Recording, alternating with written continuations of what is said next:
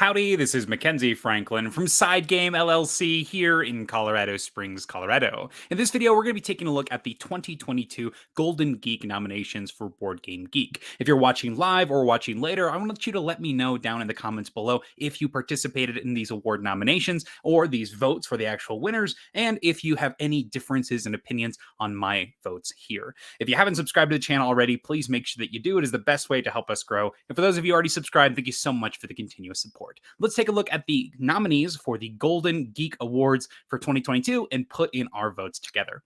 So let's go ahead and start off the video with what is Board Game Geek. If you're unsure, if you haven't seen this website, it's one that I utilize a lot for this channel. It's a database that has so much information for every single different board game out there. I support them yearly because I think they're truly an awesome part of the hobby, giving you these gigantic pages full of information, a list of rankings, giving you an idea of what you're getting into on each game, as well as having pages that are dedicated to each game with files that support the play, as well as just every single bit of question you may have that you're playing if something comes up. So it's a great database resource for any game that you're playing. I recommend that you give it a try. But if you want to vote for these nominees for 2022, I do believe you have to also be supporting them. So that's where we'll go ahead and start the video today.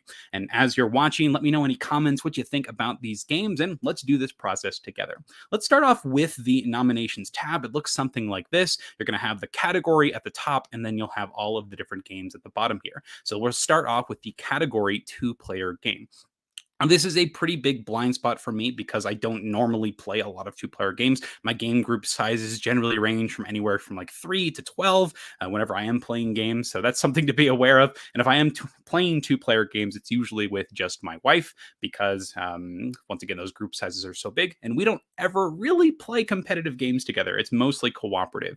We found it's been a really good thing for our marriage, always working together on something because of a potential skill level gap when starting games initially. It can be frustrating for one person to definitely be winning games. So not necessarily a category that I play a lot, and most of these look like they are competitive games. So that being said, let's look at this two-player category. There are a couple that I have played here, and one that's actually in my top 100, and that's this bottom one here, that is Caper Europe. So I think Caper Europe is sensational. I think that this game is one of the most streamlined experiences that I've played in a while, so it's definitely going to be getting my vote here. And this uses a method where you rank all of the different games that you have played on the categories, and they'll be weighted based on the amount of not just votes they get in general, but also the strength of those votes. So this is a system where I think it's actually okay to not play all of your games, because even if you have played a lot or some, each of those votes will be carried in its own separate way. So I think that's pretty cool. So that being said, I am going to put my vote in for Caper Europe here.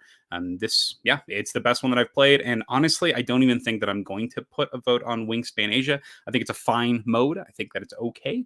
It encourages you to play more bird cards. So that's something that I did find when playing Wingspan Asia.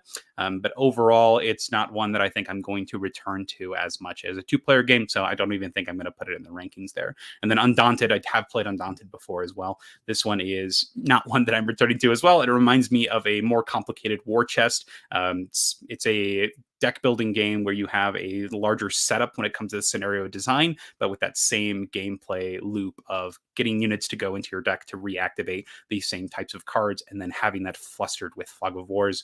And that's a gameplay style that I really enjoy that much, which I was really disappointed with. So that's Undaunted as well. So that's the first portion here. That's all the two-player games. Let's move on to the next one.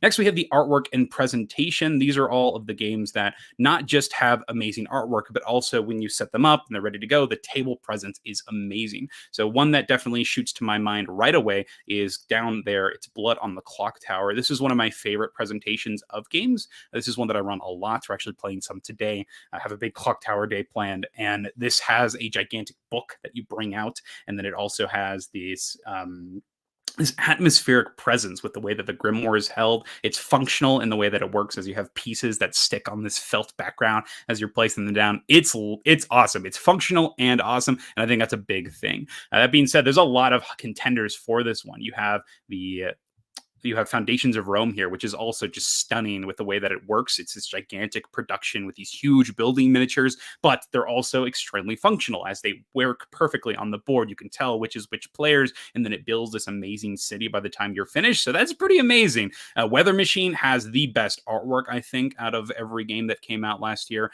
It reminds me of this how Miyazaki film meets like Renaissance portraits. It's so cool. So I love the artwork purely in this one. I have not played this one though. It's one that has eluded me, but I wonder if it's as functional as it is amazing.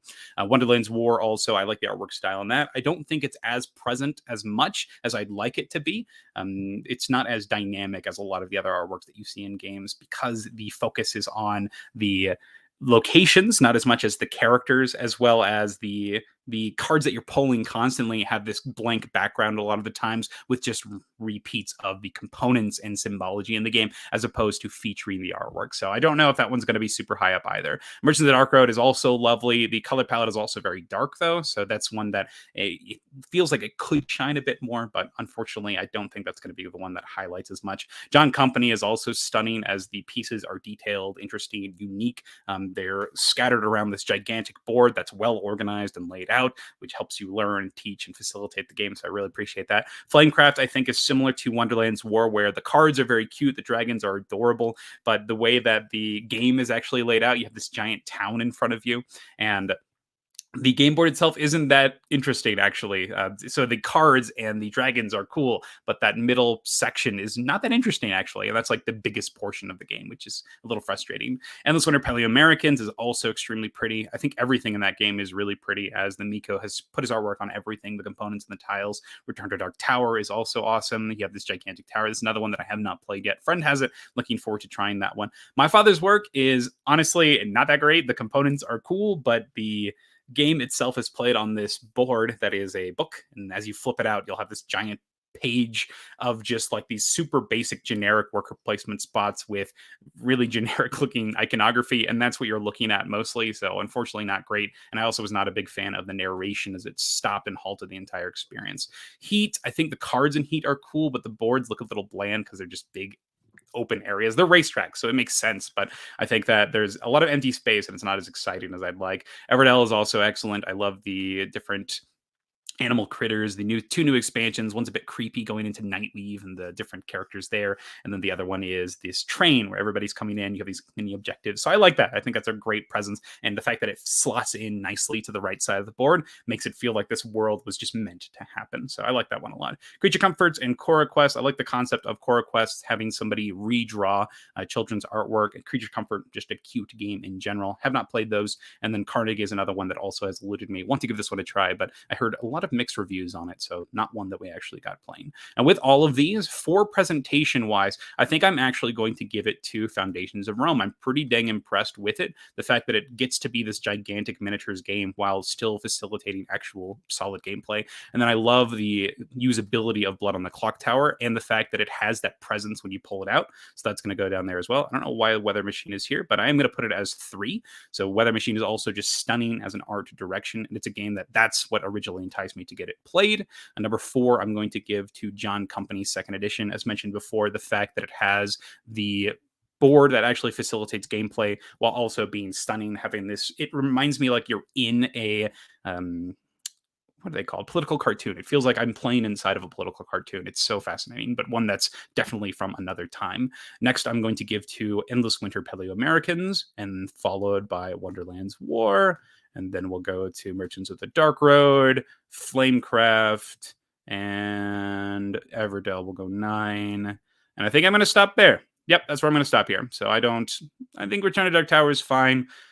Yeah, but it was not as gripping. The mat looks cool. The tower is interesting, but overall, I don't think it actually draws me in that much besides catching my attention with just the gigantic tower. But once you see that, there's a reason I haven't played it yet. It's not been the one that I've asked to play yet. So that's it. Those are going to be my numbers for the best artwork and presentation.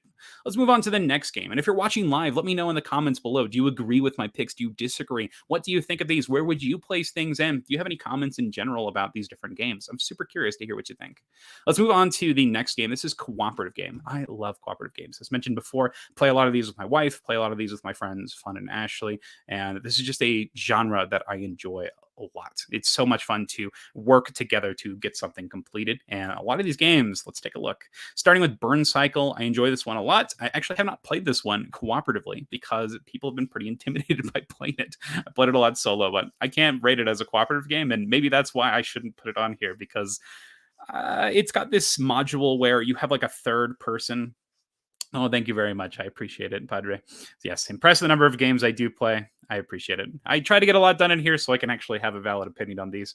So, Burn Cycle is a stealth game, but there's this weird mechanism in it where there's an extra character that's just sitting there that everybody actually has to help support. So, you have your own character that you're doing actions with, but on your turn, you have this command module, which is the separate miniature that somebody's not playing. So, it's an extra character that everybody's got to deal with. And it feels like it shouldn't be there, honestly. You just have this extra thing that you have to manage. And I felt a little clunky. And when you're playing with multiple players, nobody wants to spend their turn moving this thing that's not them. So I don't know. This is one that just people don't really want to play, and it's so sad because I think that the theme is cool and I'd like to try it cooperatively.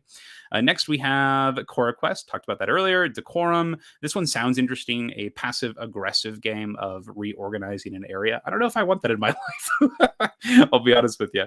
And then Dwarf Romantic was supposed to be a extremely simple game where you're just going through the motions of some tile laying. Next is Frostpunk, the board game. This is also one that I don't really want to play in the cooperative setting, as it's definitely a solo game at heart, it feels like, where if you are playing cooperatively, everybody's making decisions for this one board. Seems extremely susceptible to quarterbacking, as this game is solo first, I imagine. And next is ISS Vanguard. I think this one is actually excellent with the cooperative, as you have your own set of cards and deck. I'm not sure how the ship management would work the cooperative. This is another one that's hard to get people playing cooperatively because it is a large campaign game, but I have played multiple missions of it in the solo capacity. Next is Keep the Heroes Out. I think this one was terrible. I rated this, I think, a 5 out of 10 for the 4-player mode, but I have heard from some of the viewers on this channel that it's a great 2-player cooperative game, as well as a great solo game. So I could see it being good at solo. It's just the downtime is ridiculous in the higher player counts because your turn is like going off and then managing all the minions and interacting with how they're spawned. And while that's happening, everybody it's not their turn is just sitting there, and it's awful. So I don't like that one. Lens of Galzier, I was surprised, was a lot of fun in the cooperative mode. I was really curious about the engagement of it because of downtime, but the way that they structure it is the turns are pretty dang quick. You're engaged in the stories. If it's not your turn, you're usually reading for somebody or you're planning for your next turn. So I think it works really well with 3. I think with 4, you have something similar with the Keep the Heroes Out, as there is one player that will take a while to get back to you. So not as strong as a cooperative game in the higher player counts, but definitely still fun. I think 2 and 3 is perfect for cooperative. So this is actually one that I was surprised that I enjoyed so much. Mist over Carcassonne, I'd like to try this. It's a cooperative Carcassonne game. Paint the Roses, I was not that impressed with. Unfortunately, it took a lot to get into to actually get out of it. The designer of the game actually commented on one of my videos where I talked about it. And he's like, you got to play it this way and you got to make sure that you do this. I'm like, you should include this in the rule book. So that's the mindset we have going into this. And I don't feel like a game that doesn't impress you the first time, it's not going to bring me back to this. And I played another person's copy, so it definitely didn't make me want to go out and buy it. Return to the Dark Tower, we already talked about. Star Wars The Clone Wars, it's a pandemic game system. Have not tried this one yet. And then Aeon Trespass Odyssey. I think this one is fun. I think this one is really cool. I think it actually leans into the cooperation a lot with the way the combat works. Whenever you deal damage to something, a lot of times you'll generate these resources that almost like rip holes in the creature that you're attacking. And I think that's super cool. This is a boss battling game. So you'll rip holes into the creatures that you're fighting, and then that leaves openings for other players to go in and smash. So you're doing like combo attacks with the way that people are jumping in and fighting around. I think that this one reminds me a lot of Kingdom Death Monster in the way that the combat works with the AI cards, but it levels up as you're fighting. And I think that's so interesting, as the AI deck is going to remove cards and add cards whenever you deal wounds. The combat system is lovely, but the management system of the not combat system is not something that I enjoyed that much. It reminded me a lot of these other story driven games, but everything felt so spread out. Like I had to reference so many different pieces. I have like a bunch of different books that are holding all the different cards, and it's still a lot of work to just be like, okay, I've got to go check this card. And it's honestly keeping me from coming back to play it. Whereas these next 2 games are the campaign games that I'm coming back to a lot. So this one, Into the Deepwood, for sure is one of the best in this boss battling genre, as you have this solid story with narration that it's so easy to get into, which I love. You have choices that actually lead to the boss battling, and the boss battle itself is amazing. You can scale it all the way up to 4 players extremely well and change the complexity of the different characters. This is one of the best cooperative games to come out in a while. This is also in my top 100. Same thing with Vagrants on here, another top 100 game that I was thrilled with. The fact that you can easily set up a scenario and play. This feels like a campaign game that's not a campaign game, because it's so easy to just open up a mission. There's no ridiculous amounts of leveling up. There's just new interesting ways and abilities to grab. It is a boss battler at heart with an awesome theme as well as an action system that utilizes these coins and multiple successes. Vagrant Song's pretty amazing. This is one of my favorite campaign games to come out in a long time. Amazing. And the last one here is Kites, and this is one that I was super surprised with. Played the friend's copy of this. They introduced it, and it looked interesting. It was a game that used sand timers as you're flipping them up and down in order to take different actions. Not take different actions. You're flipping them up and down to not lose. If you've played Magic Maze, you have a sand timer, and once it runs out, you'll lose. But in Kites, you have 5 of them for 5 different colors. And if any of those sand timers run out, you lose. And you're playing cards on your turn to flip that color sand timer. And everybody's playing in turn, playing a card, flipping a timer, and you're trying to make sure that you're hitting it at a time where it's not going to run out. I love this. This game is so good. You are engaged all the time. You are focused on every player's turn. You are communicating because you need to tell people what you have in your hand, and as well as you are always making a choice. And that's the key part here. It doesn't feel like you're just doing things because you need to. You're doing things because you are looking at your options, strategically picking, and then dealing with whatever you're actually pulling in the moment. So you have turn-by-turn decision making that's all put together with these timers that all have different times as well, and there are extra modules that you can include as well. I was so surprised how much I liked Kites. Went out and got a copy. We'll talk about it during the library update. So I like this one a lot. It's a super short cooperative game, but honestly, one of the best ones that I've played in a long time for this small card game. Wow. Yeah. Really impressed with this one. So looking at all of these, I think that my favorite cooperative game from this entire list, I think I'm going to give it to Vagrant Song. Vagrant Song, the fact that you can just pick it up at any time and you're ready to go, it's incredible. And then the scope and the depth of Sworn to the Deepwood is also stunning. And then I'm going to give my number 3 to Kites because I do think it's that amazing, which is awesome. I'm not going to put any votes on these. No, I'm going to give Aeon's Trespass number 4. So we'll give Aeon's Trespass number 4 because I do think that boss battling is so solid. And then we'll put Lands of Galzir. Oh, actually, I'm going to put Aeon's Trespass at number 5, and then we'll go Lands of Galzir at number 4 because that experience is just, you can get into it and have a great time. And then Aeon's Trespass is just like, I think that, yeah, that's good. And then we'll go ISS Vanguard because I would like to try that at the 2-player count at least. And I could see it being interesting with more, but I don't think I'm going to put any of these others at the cooperative rating here. Yep, that's where we're going to leave it. So this is our final count for our cooperative games. We got Vagrant Song at 1, Oathsworn at 2, Kites at 3, Lands of Galzir at 4, Aeon's Trespass Odyssey at 5, and ISS Vanguard at 6. Whew. So I'm curious, where would you rank these cooperative games? Any of these I need to give a try again? Were you surprised that I didn't paint the roses up? Have you tried Frostpunk or ISS Vanguard or Burn Cycle at multiple players in the cooperative mode? I'd like to hear what you think and if I should give any of those a try before I write them off as, I'll keep playing these solo. So next up, we have the category of expansion, and this one has so many different ones. Lots of these I've actually played, which is great. So starting off with Everdell New Leaf, I enjoy this one a lot. It's got these new visitor cards. So Everdell's a game where you're playing out cards in front of you to build up this city. And one thing that it features is linking, where if you have a specific card, like a Twig Barge, you can link a card for free, the Barge Toad, and play it for free if you have it in your hand or if it's out in the meadow. So Everdell New Leaf introduces a new type of link, and these are these gold links, and they can connect to any card that has the gold visitor icon, which is so powerful, letting you get some early advantage, playing some free things and getting to benefit from those effects, but they are limited, so you may want to save some for later in the game to get those free reductions. But I also think that it has a objective system that is cool and interesting, something I love, being able to choose your scoring paths. So I think New Leaf is just a great expansion in general. So I really like this one. Meadow Downstream I thought was okay. This one adds a river track to Meadow. Meadow is a game where you're collecting these cards with icons, and then based on the icons of those cards, you're able to take others. Most of the cards that you're taking are just victory points, but this one adds a new mechanism to it where it's a river, and whenever you play one of these cards that has an ore, instead of getting victory points, sorry, 1 second, Corn. Instead of getting victory points, you're going to be moving down this track, and that'll give you extra bonuses of some sort, whether it be endgame scoring or these effects right now, then and there. The more I talk about this, the more I think that this one is actually pretty good. The biggest thing is that it gives you a lot more things to look at because the game area is gigantic, but I do think that it gives you more options, and I think that's what a good expansion would do without making it too complicated. So actually, Meadow Downstream is pretty good. Now that I'm talking about it out loud, it's actually pretty great. I don't know how often I'll return to Meadow in general, but I think that if I do return to meta, I'll probably play it with Downstream. I have not played the On Mars Alien Invasion. This is also one that I want to try. Taking this crazy complicated Lacerda game and making it cooperative sounds excellent. Parks Wildlife I have played. This one is fine. It's just a more stuff expansion for Parks. I think it's okay. So you don't need this expansion, in my opinion. Red Cathedral Contractors, have not played this. I want to play Red Cathedral. Roll Camera, we're waiting on. I think we have like a 2-week, we're 2 weeks out of them sending our copy. They had like an issue with their production, their warehouse, something like that. So we're still waiting on our copy of Roll Camera.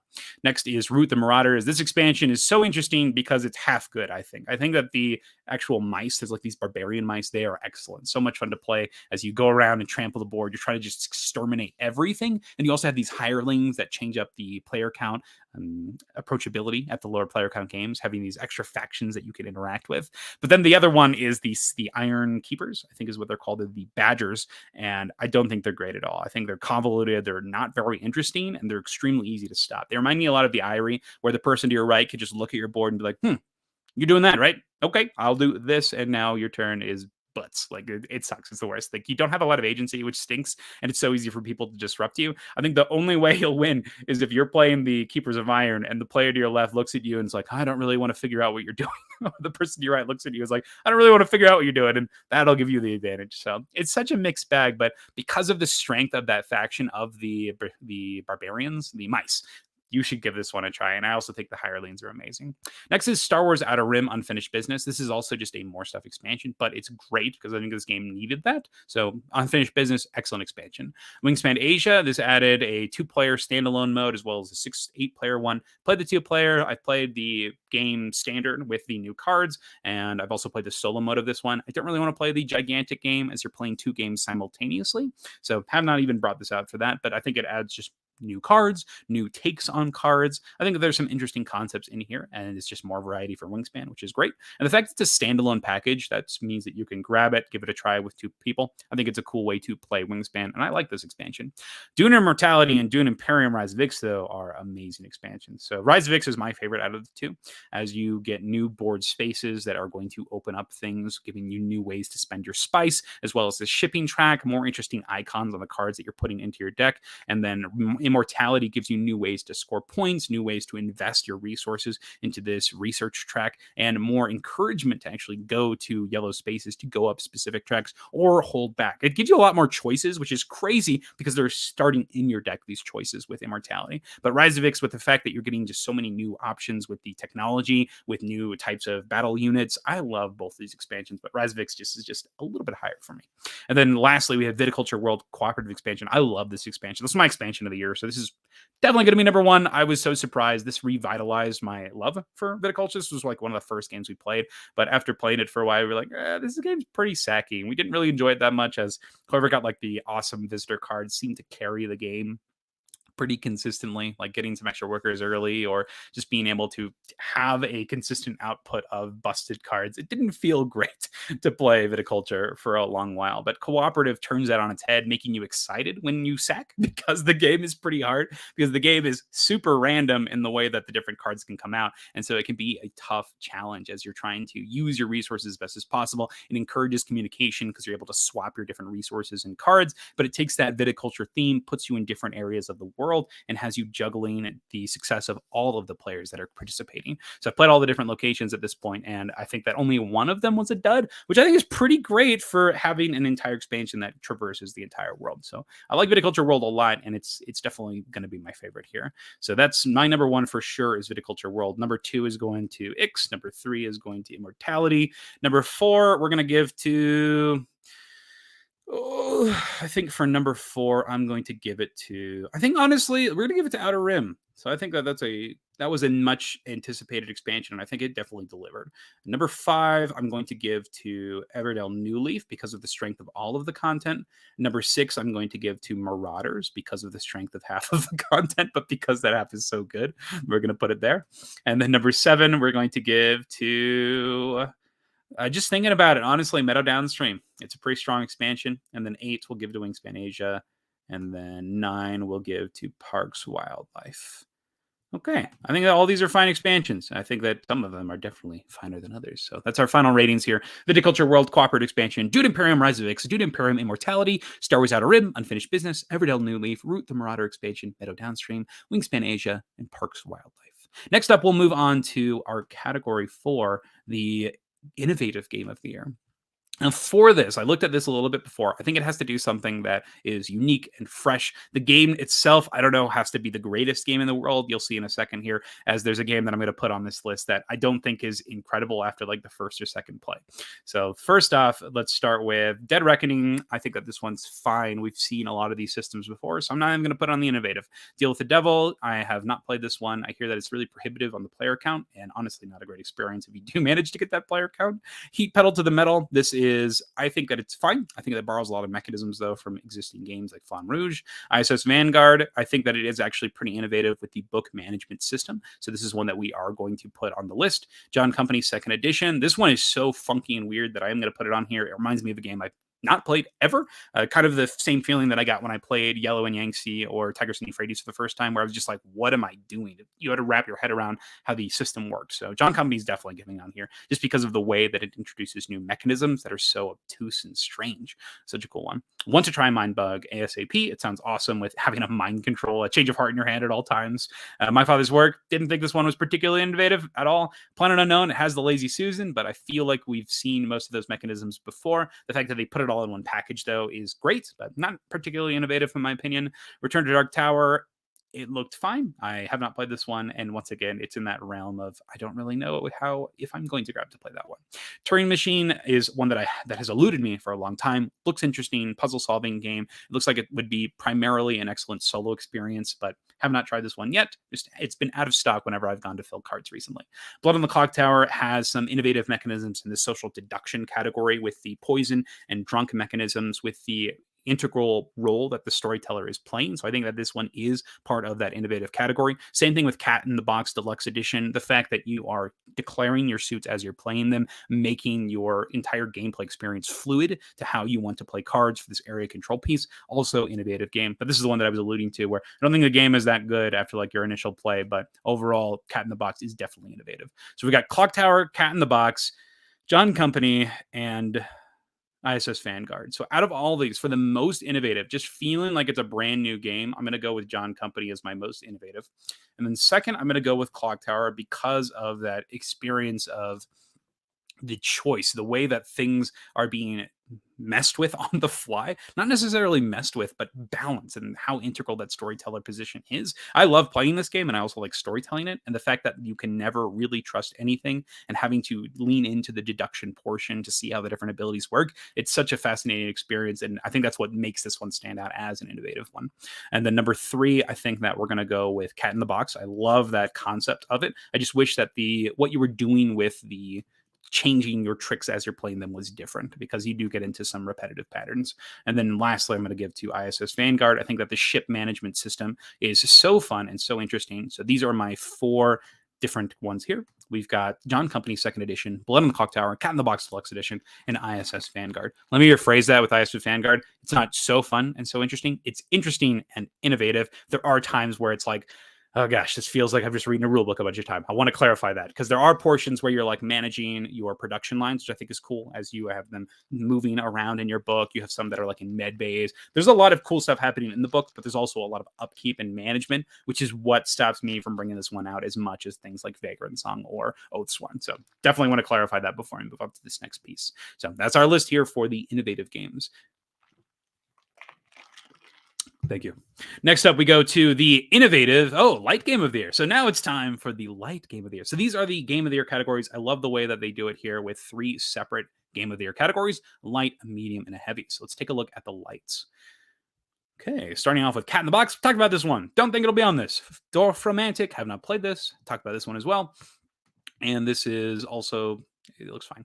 Launch Out the Dice Game. This one is fine to me. I think that there are some better racing games in this vein. This one has definitely the most control, but I also think that it has believe it or not, the most downtime, despite everybody using this roll and ride style dice, which is crazy. So it sort of takes me out a little bit. And I also think that the game is It's surprisingly like the options are not actually that crazy in this one to me. It's such a weird concept because people love this game, but for me, it was okay. It was fine. I don't know how often I'm going to return this to this over things like Camel Up. I think that I might just be ruined by Camel Up. I think Camel Up has ruined me when it comes to this style of game. Mindbug we talked about. Next Station London. I want to try this one. Ready Set Bet. I think it's fine for like maybe 1 or 2 plays, but it's not one that I'm ever super excited to play again. So I'm kind of sad about this one as I was hyped to get it played. That first play was so interesting. And then after that, I was like, oh, okay, so this is what's going on. It didn't feel like the stakes were actually there. My decisions seemed pretty straightforward. Like I don't know, I'm not a big fan of this one. I was surprised. I thought I would really like it, but the way that the betting system works is just okay. There can definitely be some. You can just win by doing like a single horse and just placing all of your discs on one. And if you get one lucky one, you'll probably win the whole game, which is unfortunately what usually ends up happening. So not the greatest thing in the world. Next we have Rear Window. I hear it's like Mysterium. Want to give this one a try. The theming looks super odd. I believe I don't know what it's based off of. Sea Salt and Paper have not tried. Splatter Duel have not tried. Checking through history, I have tried. This one's pretty fun. It reminds me a lot of the what's the game it reminds me of? I don't know. It's like a you're building a pattern of cards that go up. And if you do this, you get extra points, but you can reset at any time and then don't get those extra points. It's actually a lot of fun because a lot of these really good cards that are cheap to grab are pretty high in like the date orders because you're trying to match dates. But if you do that, then it's pretty hard to actually get those cards because everybody's going to be gunning for them at certain points and everyone's competing for these cards. It's actually a pretty great one. I like Trucking Through the History. Acropolis is also extremely streamlined and fun. I like how you could just start playing. It's ready to go. And then the scoring is cool. The way you're stacking tiles, it's got this 3D element that's a lot of fun. Challengers is excellent. I love this game. It's war basically. But the way it works is you are putting all of your strategy into the deck building itself. So every single round, you're drafting a bunch of cards, deciding which of those cards to put in your deck, and then taking that deck to fight somebody and play a game of war with. It's very similar to a auto battler, something like Hearthstone Battlegrounds, or auto chess, where you are prepping something and then just seeing how they run. It reminds me a lot of Quacks of Quedlinburg, actually, where you have more direct confrontation, where you're prepping your bag during the interim, and then you'll see how it goes. In this case, you're prepping a deck and seeing how it goes. It's a lot of fun, and I want more expansions for this ASAP because right now you just have like a single extra expansion that you can bring in and out. But having more different characters with more options as the war system goes, so much fun. It's also like a huge tournament setting, so you can play it up to 8 players, I think. We have these different battlegrounds in between you, and after you defeat your opponent, you'll get trophies, and that lets you participate in the final battle. And then after that, you get time to revamp your deck. You can remove stuff, you can add new cards. It's a really cool one. I think if you have a big group, this is a great game. And then lastly, Foundations of Rome. We talked about this one. It's excellent. The simple action system paired with the usability of the ridiculous miniatures and components. It's a lot of fun. I like Foundations of Rome a lot. So with all of these in mind, I think that my highest rating here, I think I'm actually going to give it to Challengers, which is wild. I think that experience, that tournament style, the competitive nature of that has that push your luck and excitement of something like Quacks of Quedlinburg. It was really good. I like this game a lot. I'm going to give number 2 to Foundations of Rome, number 3 to Acropolis, number 4 to Trekking Through History, number 5 to... I don't know if I'm going to recommend Ready, Set, Bet. I don't know if I'm going to recommend Longshot. I don't know if I'm going to recommend Cat in the Box Deluxe Edition. So I think I'm actually just going to leave it there. So these are going to be my 4. These are my light games of the year. So we got Challengers, we've got Foundations of Rome, Acropolis, and Trekking Through History. I think that all these are stunning. They do different things, which is great. And I think Challengers is the most engaging, and it feels like this party as you're playing. You're putting out all these different battlefields. After your match is done, you're switching your opponent, and then you're just going back and forth, getting progressively stronger, so that by the end of the game, your entire deck is just this gigantic thing that you've customized and curated, and you hope it doesn't fail. It's such a gratifying experience. I love Challengers. Foundations of Rome, then Acropolis, and Trekking Through History. So that's our light games of the year. Let's move on to our next category here. We have the medium games of the year, and we have, I don't know, man, the Atiwa, it says on the box, it's an advanced level game, but we got Atiwa, Clank, Catacombs. Probably talk about what Atiwa is. Let me get another drink real quick. So Atiwa here is a Uwe Rosenberg game that I was unfortunately not super impressed with, as there's not a lot of variability in this one. Coming from the back of Hallertau, it's like the best one that he's put out, in my opinion, where you're having all these different objective cards, and the way that you draw them and the way you pursue them completely changes the outcome of your entire experience. In Atiwa, you have pretty set structure on what you're doing. You're trying to gain resources, because at the end of the round, the resources you gain, if they meet the criteria on the board, you're going to generate additional of that resource. So like if it says you need 2 bats and you got 2 bats at the end of the round, it'll make an extra bat. So you have, and you can see exactly what each of these things are on your like reference cards. You know exactly what to plan for. And the only randomness from this game comes from the location cards that are revealed that people can go grab at workers placement spots. And the variability of them is not actually that big. Most of them are pretty identical in how they work, as they just give you more spots to place stuff. No special powers, abilities, or interesting things. So I was a little frustrated with the Tiwa, as I was expecting something lighter, but still as awesome as something like Feast for Odin or Hollowtown. Clank Catacombs. I have not played Clank Catacombs. Clank is not a game that I play a lot of. I think that the downtime is kind of crazy in the 3 or 4 player games, but I also think that's where it's best at. And then I don't like the mechanism of dipping and just sitting there. It's not that satisfying to me. So I'm not a big fan of Clank, unfortunately. I have not found one that I've enjoyed. I want to play Clank Legacy because I hear that one is better, but I'm also afraid because to commit to something like that and still having that overall experience. So unfortunate. I have not played First Rat. This is one that I do want to try. My friend Dan from Chairman of the Board really likes this one. I have played Flamecraft. I think this one's pretty good. I don't know if I'd put it in this medium category, but I do think this one's pretty great. I think Guild of Merchants Explorers looks interesting. This is another one that Dan from Chairman of the Board recommended, and I like the concept of getting special powers and abilities on a roll and write style game. Sounds fun. Heat is a lot of fun. It is, I think I rate this one a 7 right now. I love the experience of racing that it makes me feel like, but it's not one that I'm going to play again and again and again right after another, maybe once a month or something like that, because I do think that the experience feels pretty dang similar despite having all sorts of different modules that you can include. So unfortunate. I wish that there was more variance from game to game besides there's like a shop where you can get 3 special cards into your deck, but a lot of the iconography is pretty similar on most of these cards, so that overall gameplay experience still feels pretty similar to me. Next is Lacrimosa. I have not played this one. I'm also going to blame Dan on this as to why I didn't give it a try. Next is Libertalia Winds of Galecrest. This one is one that we do have in our library, and we actually use a lot for groups of children, because I think that Libertalia is pretty great because the decision space is so low.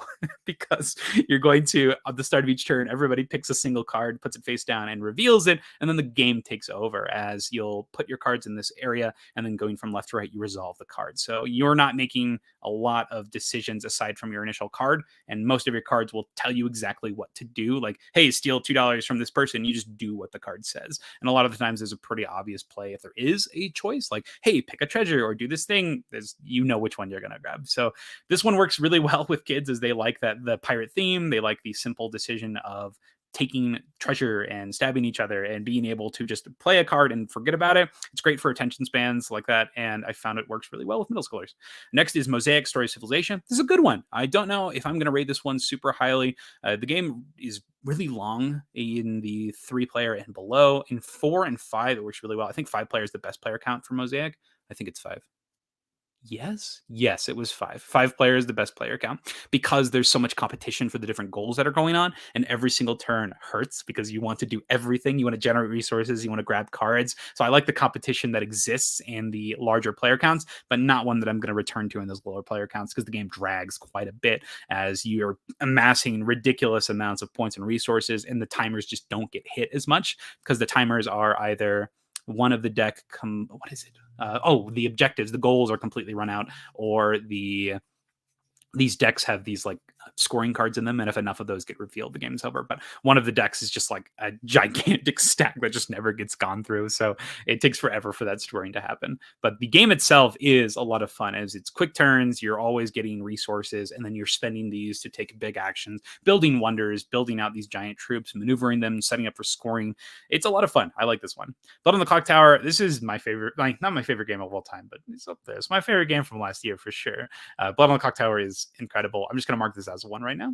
This is one that I set up entire days to play because it is so good, and it's my perfect social deduction experience, in my opinion. You have a script that you are using to solve a mystery, and there's such a heavy emphasis on that deduction, using powers and abilities to do so, getting confirmations when you can, and if you are an evil player, having guaranteed things that you can lie to be as, and you're crafting your own worlds. It's so good, and the storyteller having such an impact in the game is so interesting and fun, as they make a balanced, interesting experience that the players are having to figure out. It's great on both sides. Blood on the Clocktower is so good. There's a review on the channel for it if you want to take a look. I don't do a lot of reviews, but generally I'll do them for games I love, and Blood on the Clocktower definitely deserves it. So Blood on the Clocktower, amazing game. And then we talked about Planet Unknown already with its innovation, how it borrows a lot of mechanisms from other games, having unique corporations, tracks that you're moving up, getting special powers and abilities. But dang, if it does not do that well, Planet Unknown is a hit. This game is great for almost every skill level, as the gameplay is so simple. You grab a tile, you place it on your board, and you move up those matching tracks. Simple, but so satisfying as you're always doing this. And we've been playing this solo. We've been playing with the event cards. This game is so much fun. I really enjoyed Planet Unknown, and it's one that I think that if you get a chance, give it a try, because I think you'll probably enjoy it as well. There's a lot of variability with the way that the different abilities work. Everything is double-sided, so you can choose between playing something basic or playing something more complicated, a mix of both, different planets that you can explore with their own rules and restrictions, and it's all simultaneous play and plays up to 6. Oh my gosh, say no more. The fact that you're having so much fun all the time, it's grand. Planet Unknown is stunning. Wonderland's War, though, is right up my alley, and one of my favorite types of games, where you're getting upgrades. You're constantly getting upgrades and then immediately using those upgrades and powers and abilities. You're getting troops that are all Wonderland themed, powers, chips that you're putting into this bag building. And it's a combat centric game where you're putting out these different characters into battlefields. And then when you're in a battle, based on how well you do in that battle, you're going to get to do something. I think people say that it's an area control game. I don't really think that's true. I think it's a combat focused game where you want to be in locations to participate. You don't necessarily need a bunch in those areas. It's objective driven, combat centric, where you are trying to gain powers and abilities that will help you win fights, and then utilizing those abilities to win key fights in areas to fulfill objectives, gain points, and then gain endgame scoring as well. It's a lot of fun. Just getting stuff, getting more powerful and more powerful. I wish they would release more characters for this game. I am looking forward to the expansion with more modularity, as well as some redone abilities of the weaker character as well as the ridiculous character. So Mad Hatter definitely needs to be toned down, and my boy the Jabberwocky needs to be toned up a little bit. I like this one. Is so good. The gameplay loop of this reminds me a lot of Blood Rage, and I think that's awesome. So Wonderland's War is getting my number 2. I think for number 3, it's going to go to... Number 3 is going to Planet Unknown for sure. And then I'm going to give 4 to Mosaic. And I think that's where I'm going to stop here. Yep, so that's where I'm going to stop here. So those are going to be my 4. So these are the top 4 for Medium Game of the Year, starting with Blood on the Clocktower, Wonderland's War, Planet Unknown, and Mosaic, A Story of Civilization. And that brings us to our last one, the Heavy Game of the Year. We talked about Carnegie already. Dead Reckoning is one that I was really excited for. It looked like it was so streamlined, the way that it was going to work, doing things on opponents' turns, upgrading. The combat system looked pretty interesting with the way that you're dropping cubes down this pirate ship, and then you're able to re-drop cubes, which could potentially move stuff. Unfortunately, the downtime in this one is killer, and that's going to be stopping it from being played a lot of the times. It has a lot of cool ideas and mechanisms, and I think it's one of the best implementations of the card crafting system, as you are able to just focus on a single card and have one amazing card, or you can go wide and have a bunch of different cards with special abilities. You can hold cards back and just keep on leveling them up again and again. So you have lots of choices in the way that you're doing things, but the fact that there's so much openness on a turn, and it's all these little tiny actions, can lead to game states where you're just sort of sitting there waiting for things to happen, and it's hard to plan when it actually gets back to your turn because of the way that the game state is going to be changing. So unfortunately, just the play pattern of this one is stopping me from coming back to it again and again. Still in our library, don't know how long it'll last. Wait for the next expansion, then make my decision there. See if maybe that helps out. Next, we have Endless Winter Paleo Americans. This one's interesting because at first glance, it feels like you can do everything in this system. And I've experienced this almost every single time I've played, where the game feels like there's not too much that you can do, but there's the ability to do everything, and everything is way too simple and straightforward. You're gaining only 2 different types of resources. You are putting out things on a map in almost the same way, generating those 2 resources to further your plays with getting these sets of animals, and then building your deck with cards that facilitate those other 2 actions. There's technologies and these culture cards that you can grab that all do just iterations on the same things. And I found this one to be one that I'm not as excited to come back to. I think I'm dropped it down to a 6 now, with with the expansions, I think it may reach that 7 area, but I don't think they're strong enough to get me bringing this one out over other Euro games that fill a similar play period, as well as a play style. I think if you're looking for a game like this, play Lost Ruins of Arnak, play Dune Imperium, which is by far the best one, with how dynamic and interesting the cards are, the importance of the deck building. In Endless Winter Paleo Americans, it feels like a lot of the time I'm just grabbing cards, I'm just doing the same things every time, and getting everything done. It's not super satisfying to me. Yeah, I think this is one that's actually going to be leaving the library pretty soon. So unfortunate on Endless Winter Paleo Americans. I'm actually really surprised how high accolades it's getting in general because of the play pattern. We'll see what happens. So hopefully somebody else can enjoy it. Not one that I'm coming back to almost ever. Next is Marrakesh. I have not played this. This is another recommendation from Dan. Apparently it's excellent. Get the one that has the extra clarifications on the cards though. Revive's another one that looks lovely. Same thing with Weather Machine here. They look lovely. I want to try them. They were sold out when I went to add them to my cart though. Revive was. Weather Machine, I have a friend that has a copy and they're supposed to learn it, and hopefully I get to try it soon. Next is Aeon Trespass Odyssey. We talked about this one already with the boss battling that is so interesting and fascinating, but because of that story portion, it's preventing me from wanting to go back and play it because it feels like I'm just crawling to get to the actual combat portion. So unfortunate. Next is Great Western Trail. This is awesome. This game is so good. It's a redone version of Great Western Trail, which I already enjoyed, but it adds more options to your multi-use cards, giving you ways to use them outside of just being cost for locations, which is great. Something that I think this game wanted, needed, as well as not reasonable ways, but not reasonable. What's the word I'm looking for?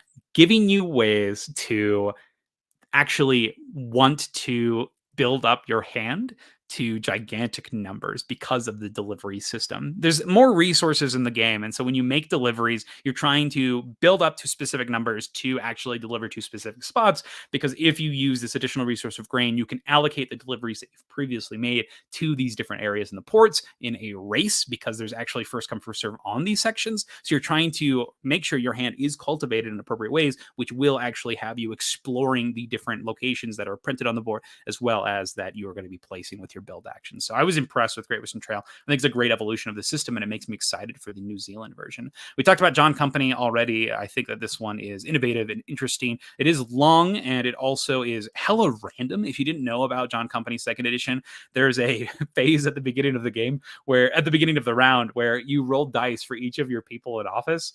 And if you roll a specific number, your person literally gets kicked out of office. And so you've just lost your control and your abilities in the game, and it can suck hard. But the thematics of this is so interesting. The fun that you have telling stories and interacting with the system itself is so much fun. I think this is an experience that I'm going to come back to because of how unique and interesting it is. But I think that it has some high highs and it has some high lows, and there's got to be something that you're ready to roll with. So John Company second edition is one that's definitely sticking around because of that uniqueness. But I don't know how it's going to fare with the rest of these 4 games that I'm always going to be coming back to.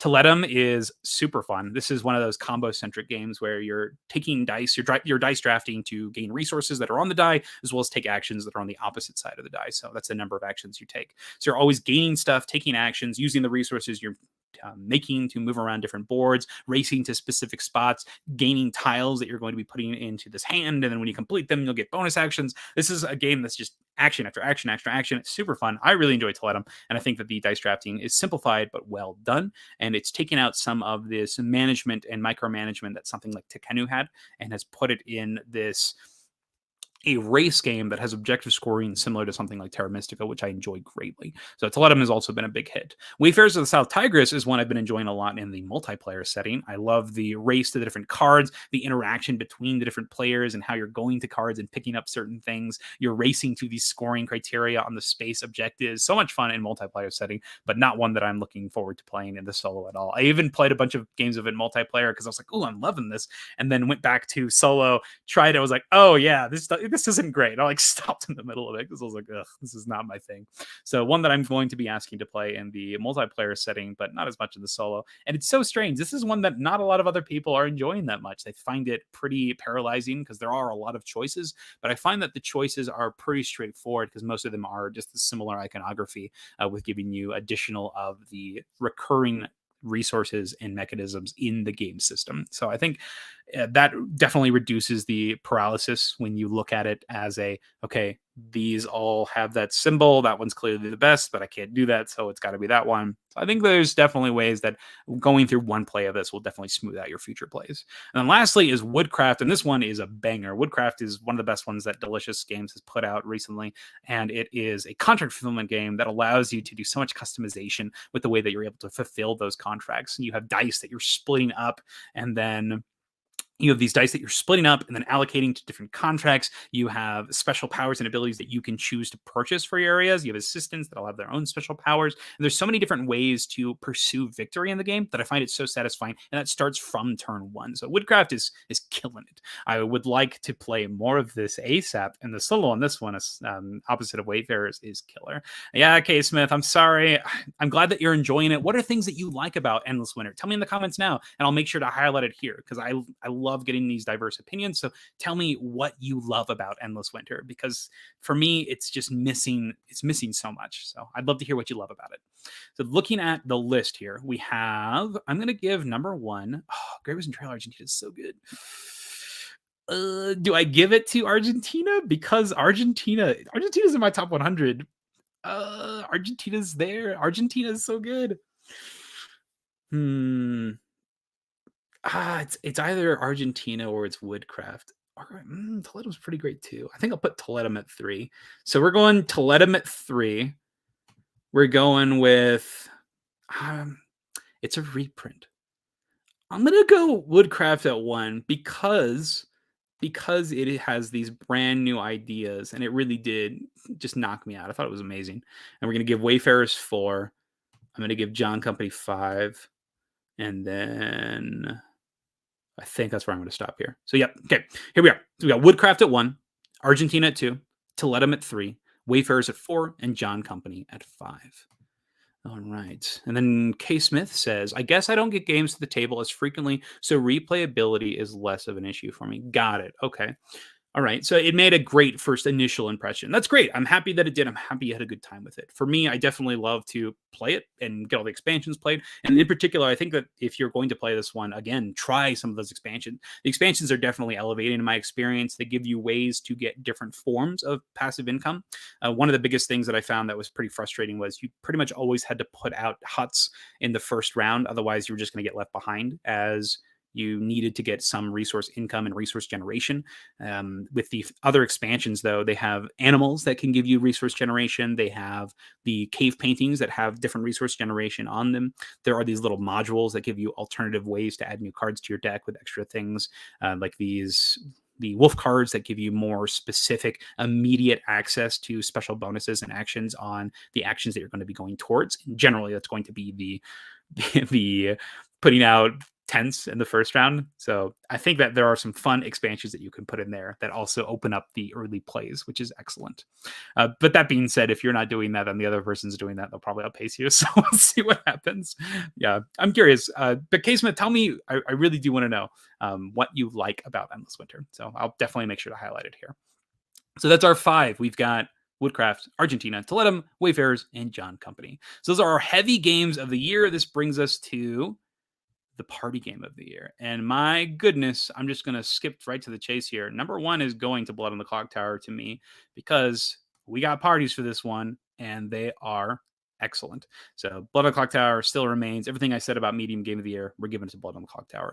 Now, number 2, I'm going to give to Phantom. Phantom Inc. plays really best with 4, though. So is that really going to be best party game? Oh, it's so good, though. I love Phantom Inc. Phantom Inc. is a word guessing game where you're giving clues 1 letter at a time, and you get these aha moments where you're able to piece it all together. You're just like, oh, that's it. Okay, yes. As you are trying to guess the same word, both players are trying to guess the same word. And so you're trying to guess what your opponents are asking, and as well as what you're asking, because the questions that you're asking are hidden between the 2 different players, which I think is so interesting as you're creating this concept of what it could be based on these words and trying to figure out what sort of prompts may elicit these responses. It's such an awesome word game. That being said, it is 4 players max. Well, you can play with 6, but I don't think it's as good. I think the 4 is great because you have 2 teams, and having that one person working together, asking those questions alone, it's so good. So I think that I think that's gonna push it down. No. Same thing with Kites. Kites is max 4 players. I have not played Gang of Dice or Fun Facts. I've never even seen these before. Same thing with Penguin Airlines. We talked about Longshot already with the roll and write style game that is, it's got a lot of control on the horses, but also it feels like not that many decisions that are happening, which is crazy to me. I don't understand how it's able to do that. Challengers is excellent. Feed the Kraken I actually got to play recently, and I had a good time with this. It's got a crazy production on it, but an overall simple gameplay, as people are going to be moving the ship and trying to either get it to the left side, to like Pirates Cove, to the right side, which is like the good players' side, or trying to feed it to the Kraken and have them get eaten. This was a great time. I enjoyed Feed the Kraken a lot. Green Team Wins is one of the best just chill games. Like, you can play on a couch game, and I think that's a pretty dang strength. That's a pretty big strength for it. You play as long as you want. You just go off. It gives you those conversation points. I think it does a good job in this space. And I don't think it's anything crazy innovative. We've seen this in other games, but it is pretty fun. And then Ready, Set, Bet, we also already talked about how I was not super impressed with that one after that first time, for sure. And it feels like the betting pattern is not super interesting to me. It's super overwhelming for new players, as there's so many different scoring opportunities they're looking at. And then it's also a little boring for players that have played it more than once, as they're like, oh yeah, this is like the way to bet on this. So I found it a little frustrating in those aspects. So we've got for number 2, I'm torn between, because player count's a big thing here. I think that Green Team Win is not as strong of a game as Phantom Inc. for sure, but I think the player count on Green Team Win is kind of insane. Feed the Kraken is fun. Feed the Kraken is pretty great. I think I'm gonna give it Feed the Kraken. I think that one's pretty great. It's also pretty low stakes. It leans into the social deduction aspect. I think just the strength of the game, I'm gonna give it to Phantom Inc. I think it's so good. And then I'm gonna give it to but Challengers plays amazing at 8. I lied. We're putting Feed the Kraken at 3. We're putting Phantom Inc. at 4. I'm putting Challengers at 2 because the player count's so good. And since it's war, everybody can just get into it. It's simultaneous. You're engaged. You do have to have that mindset of like, okay, I'm coming into this game. We're playing Challengers. This is not a sit on the couch game. This is like, you're drafting cards, you're getting cards, you're making choices. I agree with you. Challengers, K. Smith, is a great time. I enjoy Challengers a lot. So I think I'm going to put Challengers at 2. Challengers at 2, Feed the Kraken at 3, Phantom Inc. at 4. Green Team Wins at 5. Yes. And then we're going to put Ready, Set, Bet at 6. I don't know if I wouldn't put Kites as a party game. I wouldn't put Longshot as a party game either. So we're going to go ahead and stop there. So starting at Blood on the Clocktower, number 1, Challengers, number 2, Feed the Kraken, number 3, Phantom Inc., number 4, Green Team Wins, number 5, and Ready, Set, Bet, number 6. Yes, that's good stuff.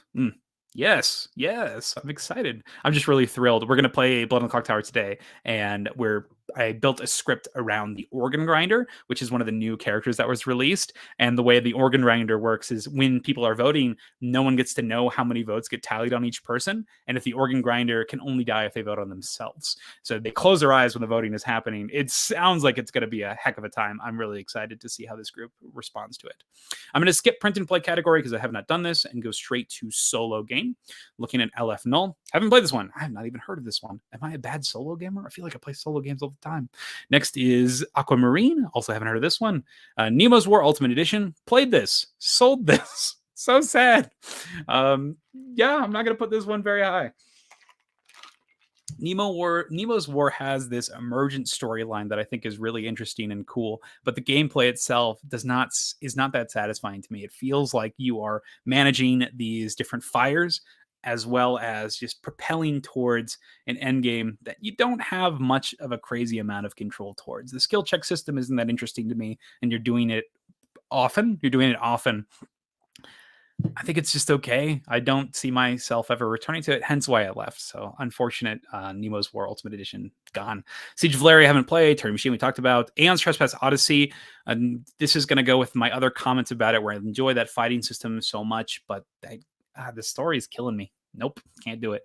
Frostpunk, incredible solo game. Like, this is one that I kept on coming back to, still go back to. The soundtrack's a banger. I love the decision impacts that come from this, where you get an event, something happens, and then it will affect you later. So very Robinson Crusoe feeling, but if you don't prepare for the thing that's about to come out, you can get mad punished, or you can get pretty rewarded if you do prepare for it. Like, if you tell somebody you're going to do this thing, and you're going to build this thing for them, and you build it for them, something awesome will happen to you because you decide excited to plan for it. There's different scenarios that you can go into. I've played 6 scenarios at this point right now. I'm on this one where you have these like farms that you're trying to protect. So that's the one I'm on right now. And I'm looking forward to playing more. Frostpunk is engrossing, exciting. And whenever there's a snow day here in Colorado, I like playing this one early morning and just putting on the soundtrack. It's pretty somber, but pretty awesome. Love this one.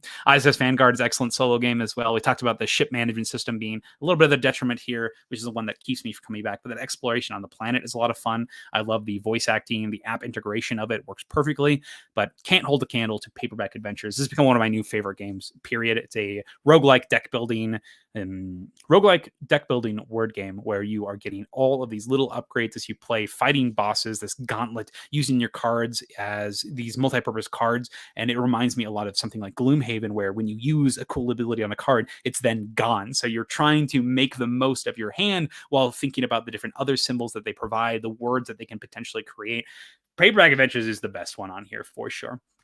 And then Resist is one that has been falling, unfortunately, where the gameplay loop is being pretty similar in the way that you approach the different challenges. I was pretty excited because they had this campaign scenario book where you can just play like one-shot scenarios and then have new objectives. And I thought that was more interesting than the original game, where you're just trying to go as much as you can and you can give up at any time. Why would you give up? Just play the game.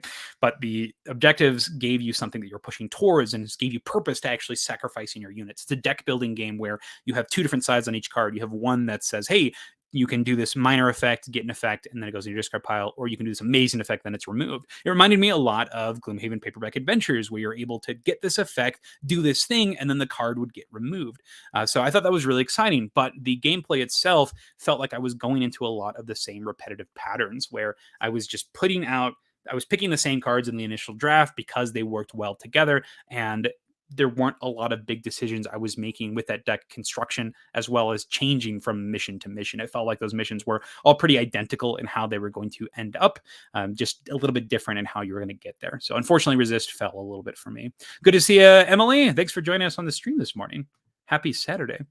So with that being said, Paperback Adventures remains number 1. Frostpunk is going to go to number 2. Let's look at these others. I'm going to put ISS Vanguard at number 3. And I think I'm going to leave it there. So those are going to be my 3. We got Paperback Adventures, Frostpunk the board game, and then ISS Vanguard. So that is all of our solo game categories. Let's go back up to the top here. Thematic games. Now this is about the theming. So not necessarily the game mechanisms, but how the strength of the mechanisms, but how they're paired with the theme of the game. How if you feel like you're in this era. Now we already talked about Aeon Trespass Odyssey, and I think that the theming is actually pretty great on this. You have this story that permeates the experience that does feel like what's going on. So I think this one's pretty high on the theming. Dead Reckoning, I'm also going to give pretty high marks on theming, as you do pirate things. You've got all of these things that you're exploring. There's this great story system where you're able to explore and see what's going on. I enjoy that one a lot. John Company's 2nd edition is crazy when it comes to theming. I love this one for that. My Father's Work felt like the theme got in the way, which is crazy. And I don't think that the contract fulfillment, like you're basically getting resources to play cards, doesn't feel that interesting to me and doesn't feel super thematic. It felt a little disconnected. So kind of sad on that one. My Father's Work's going to stay out. I haven't played Return to Dark Tower. I have not played Votes for Women. Wonderland's War. I don't know if this one is the most thematic in the world either. I think that despite the amazing artwork and the amazing gameplay itself, I'm not going to rate this one super highly on the theme, because I feel like this is at its core that bag building ability, gaining some of the abilities like, why is the Dormouse giving me extra strength for having matching symbols or things like this? It's whatever. So, but the game itself is so good, but I'm not going to put it high on the theming. Frostpunk, however, theming is crazy good. The decisions that you're making, the story impact, and the gameplay consequences from that, Frostpunk is excellent. Heat's theming is also insanely good, as when you're playing, you feel like you're racing. You're shifting up the gears, you're moving down, and it feels like you're in the car as you're taking turns and slowing down and speeding up and making those big bids for getting up into these certain ranks. It's a great experience. ISS Vanguard, the theming is excellent as well. Here, you are doing that exploration. You're managing this entire community, and then as you play, you'll get to see how those consequences unfold on how you've been interacting with your different crewmates. So ISS Vanguard's theming is on point. Nemesis Lockdown is amazing, honestly. I think this is probably going to win it. The reason Blood on the Clocktower there is at 11 is because I was clicking on some of these earlier and it wouldn't let me click. Maybe it'll show you here. It won't let me click no vote. So I had to put it on here. I don't understand why it won't let me. But Nemesis Lockdown is excellent. It's Aliens, the board game. This is a ramped up version with new aliens that interact in unique ways. You're on the Mars base. There's a bunch of new little rules to think about, which makes it a bit of more of a bear to teach than the original. But those are all thematic rules. They make sense. You have these different objectives that you have to chase down, little tiny things like a base outside of your base, a rover that gets you there, a computer, technology, lights that affect how well you can see, if you can actually see the aliens sneaking up on you. They have injected this with so many thematics that I'm going to mark it now. Nemesis Lockdown is number one on all of these. Crazy good game. Next is the Oathsworn Into the Deepwood, also a game that is full on thematics. Love this. The storytelling is on point. The exploration, the world that they've created, you feel like you're in this grimdark fantasy area, and the characters will follow you along the way. The progressive system, the entire package of Oathsworn is kind of amazing. So I'm going to put Oathsworn pretty high on the thematics as well. But looking at the rest, and then War of the Ring, the card game, I think this one is probably I think that War of the Ring, the card game, while having all of the characters from the original stories, from the original trilogy, and putting them into different locations, I don't find their abilities to be diverse, unique, or super thematic that much. Like Lembas Bread lets you remove corruption. Sure, yes, that's fine. But there's like also a million other cards that let you remove one corruption. So I don't think that the mechanisms necessarily allow you to feel ultra thematic. So I don't think War of the Ring necessarily is super thematic. Excellent. K Smith says, loves how Endless Winter is a smorgasbord of my favorite mechanisms, all being tied neatly to a theme I don't see used much. That's a great answer. So thank you for your explanation. That makes sense. I hope that you've been able to try the soundtrack out, K Smith, because the soundtrack for Endless Winter is a banger. So I definitely love the theme of this one for sure. And I wish that more games explored this, as I do think it's an awesome space to check out. Emily says, Heat, I feel is pretty thematic too. Totally agree. I love the way you feel like you're in that car moving around. Even in the garage earlier, he's like souping up your car, getting it ready. And then K Smith says, it isn't doing anything innovative, but the production, the art, and overall game just leave me with a smile every time. Thank you for your thoughts, K Smith. And I hope that some other people can resonate with those as well. Looking at all of our thematic games here, Nemesis Lockdown for sure is number one. Oh boy. Oh, this one's so hard because I'm leaning towards John Company or Oathsworn. It's not about what I'm going to come back to. It's about which one is more thematic. So I'm going to give it to Oathsworn. I'm going to give it to Oathsworn because that world feels like you're in it. You're in that world. Next, I'm going to give it to I'm going to give it to Heat. I find it kind of crazy that I feel like I'm racing here. So giving it to Heat. Next, I'm going to give it to, it's either John Company or Frostpunk. I'm going to give it to Frostpunk, and then I'm going to give it to John Company. And then we'll go to ISS Vanguard at 6. And I think that's where we'll stop. Can I finally change this to no vote? It won't let me do it. Do I just rate? This is so bad. How do I get rid of this? Can I rate something else as 14? Something that I think isn't thematic at all? I need to put Ion's Trespass Odyssey on here as well. So I'm going to give that a 7. That's how do I not do this? I don't I think Dead Reckoning is also thematic, so we'll put that at 8. How do I take it off of the vote? Let's give something that I don't think is thematic. So we're gonna give this to, what number was Blood on the Clocktower? So Blood on the Clocktower is 11. So let's give that 11, and then let's take it off of Blood on the Clocktower. No, it won't let me take it off. Okay, that's fine. So we'll just leave it like this. And sorry, Wonderland's War, this may be detrimental to you. So we'll do that. Okay. So, all right. So here are our final listings here. We have Nemesis Lockdown, Oathsworn Into the Deepwood, Heat, Pedal to the Metal, Frostpunk the Board Game, John Company 2nd Edition, ISS Vanguard, Ion's Trespass Odyssey, and Dead Reckoning. And Wonderland's War is there because we just had to get rid of Blood on the Clocktower. Shame. I think Blood on the Clocktower's game experience can be thematic, but I think it's a lot of the person hosting it that's going to make it thematic as opposed to the game itself, which is why I don't think it necessarily should be on this list. I do have a game of Clocktower that I'm getting to run in a haunted house which sounds incredible. Next weekend, not next weekend, weekend after. And I prepare like these playlists for it. Got a speaker so that when we get in there, they'll have this music that'll be bringing them into the room. I'm excited to host that game night. I think that'll be a lot of fun. So that's down in Pueblo, Colorado. Looking forward to it. So yes, super cool. So if you're looking for a cool game night hosting, come check out SideGame LLC. A little self plug here.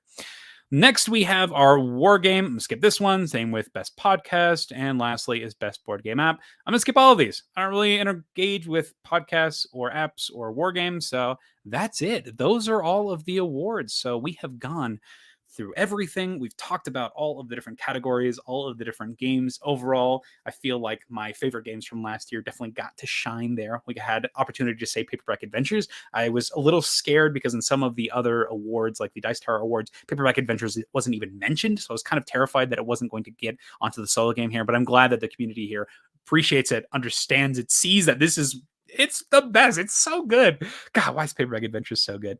Happy that Frostpunk was getting the love, and also enjoying that Blood on the Clocktower also has a presence and is showing here too. So I'm excited to see the results of these, and I'm curious to hear what were your votes for these different nominees. Which of the games do you disagree with me on? And if you do disagree with me on any of these, just like K Smith was doing in the comments here, let me know your opinions. Why do you like these games? Why do you dislike these games? I'm so excited to have these conversations with you. Let me know down in the comments below. And I hope you enjoy your weekend. Thank you so much for watching, y'all. SideGame Strong.